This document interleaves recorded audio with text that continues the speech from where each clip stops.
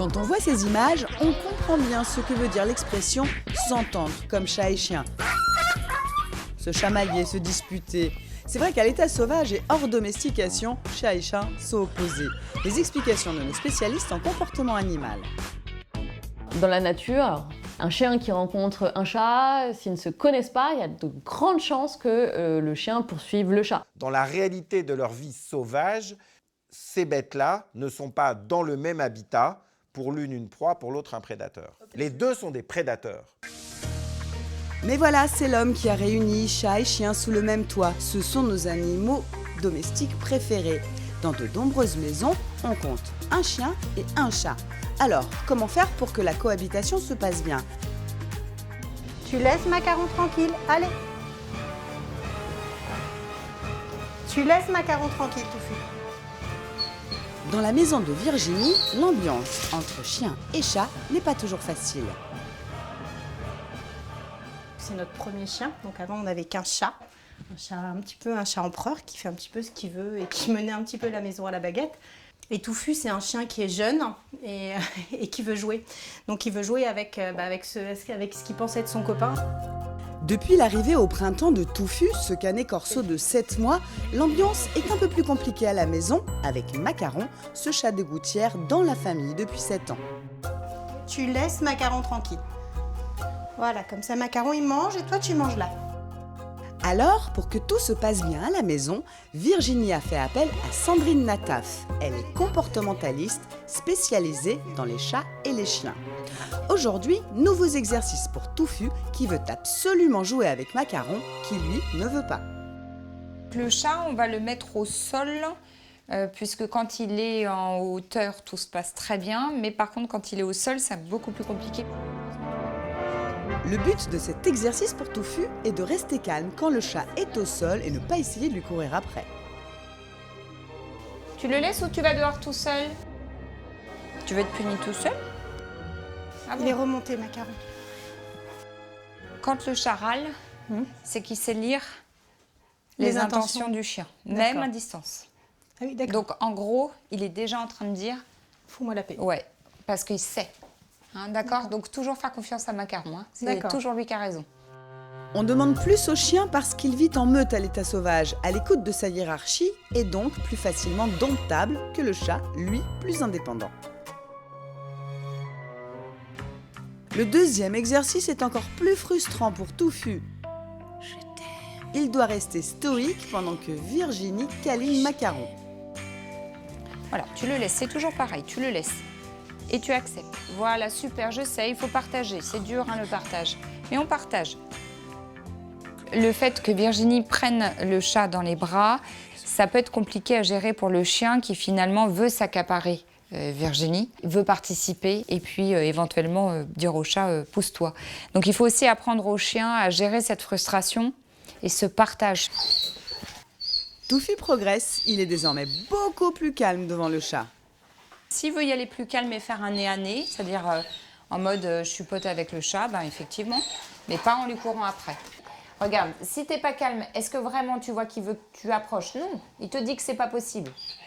Ouais, mais il faut respecter. Ce qui est génial, c'est que là, le chat, il n'est pas en fuite. Il cligne un peu des yeux, il regarde, mais pas forcément du côté du chien. Il n'est pas parti en fuite. Donc, ce qui prouve que voilà, ça s'est relaxé un petit peu. Mais forcément, puisque votre chien s'est calmé.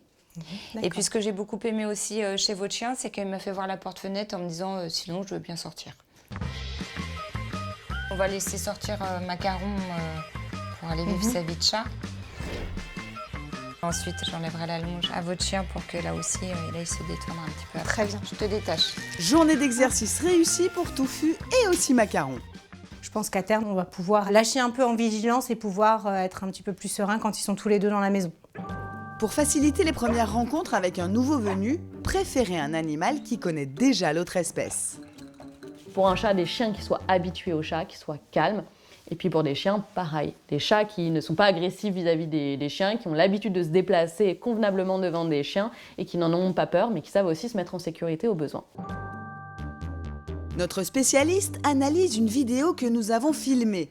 La rencontre de Sirius, jeune Korad de 1 an, chat des villes qui n'a jamais vu de chien, et Minli, une chienne Lhasa Apso de 5 ans, chienne des champs qui vit avec 3 chats. Côté chien, donc on a Mimi qui connaît les chats, donc qui est impatiente d'interagir avec Sirius. On voit qu'elle est très enthousiaste, elle remue la queue, mais en même temps elle s'ajuste aux signaux que lui envoie Sirius, c'est-à-dire que lui n'est pas du tout à l'aise. C'est la première fois qu'il voit un chien, donc il est un petit peu sur la réserve. Et du coup, on voit Mimi qui tempère un petit peu, qui s'allonge, qui observe quand même les réactions de Sirius et qui vraiment ajuste son comportement. Sirius, non.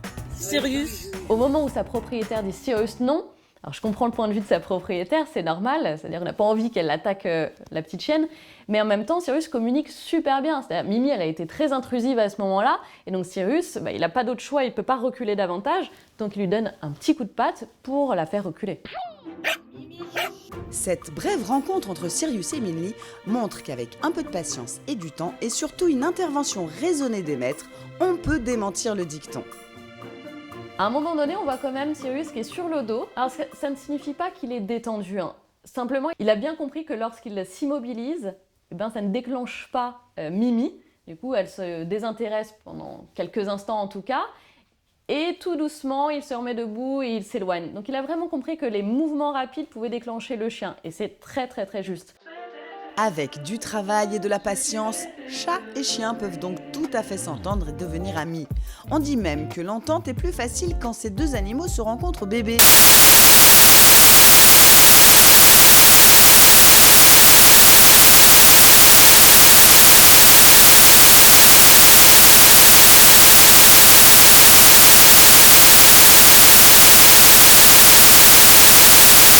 De leur permettre d'être partenaires de jeu, ça c'est vraiment l'idéal, et vivre ensemble régulièrement par la suite.